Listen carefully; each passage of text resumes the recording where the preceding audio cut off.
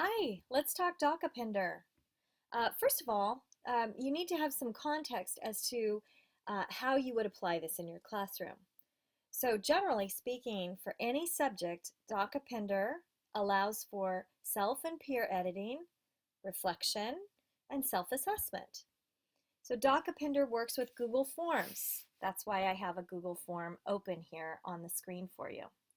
And it allows the students to answer questions on a form about a specific Google Doc. So in the context of a language arts classroom, you might want students to look at a piece of writing and evaluate certain aspects of it. So specifically with Lucy Calkins, the goal might be to check one's writing against the grade level checklist, for instance. So let's get started and I'll show you how to do this. First of all, you need to get docAppender on your Google Drive. And once you do it one time, then every time you open a Google form, you will see in your add-ons, docAppender will show up, okay? But if you don't have it, you can go to Get Add-ons, and you can type in docAppender, and since I already have it, the option that I have is to manage it. So I'm just going to click out of there and go from here, okay? All right, now you need to finish your Google form. So let's go back to this. This is actually the narrative self-checklist here. And all of the checklists for the Lucy Calkins units have been typed up for you.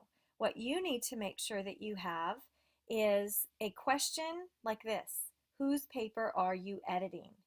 This is where you're going to populate the answer with all of the student documents, and that's what I'm going to show you how to do. Okay, let's go back here. So what we're going to do is we have a finished form here, and your students have finished their writing, and we're going to go to add-ons now. We're going to kind of attach the form to the bottom of a document. Let me actually show you what that looks like before we get started. Here's Aiden's paper. So all this beautiful typing, here's this beautiful story, and then right here, this is where docAppender has appended his document with the checklist, and it has put it in the form of a table. And so this is what I'm going to show you how to do. Okay, so we go to add-ons, we go to docAppender and over to open sidebar.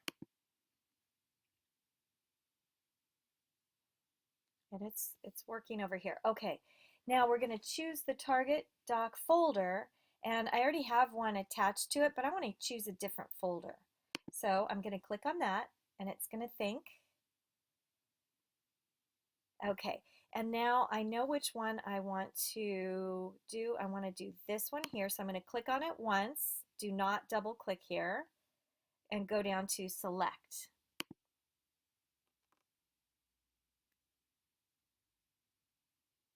Okay, so now it has that new folder attached, and then you go down to click next. Whoops, let me move my screen up a little bit. There we go. We're going to click on next, and right here, this is where you select the question that you want it to populate. And so we're going to do, remember, whose paper are you editing?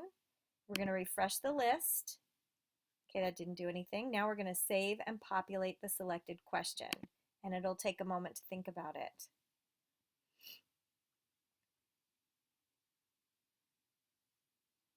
Okay, now I'm done with that, and I click on next. And this is the point where it has glitched out on me before, or it's not as strictly intuitive as it has been up to this point, so I'm going to show you how to troubleshoot for that. So I click on next. Oh, now it worked.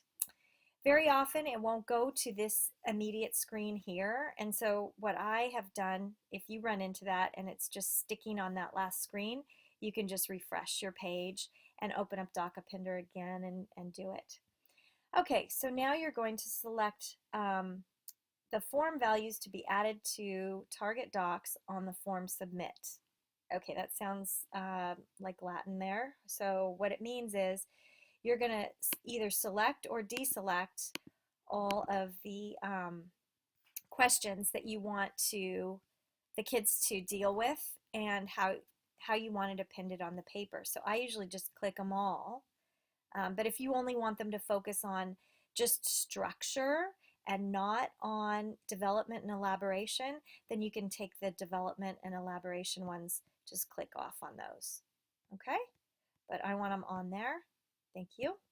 Okay, and then you're going to select step 4, the format for appended responses. You have 3 choices.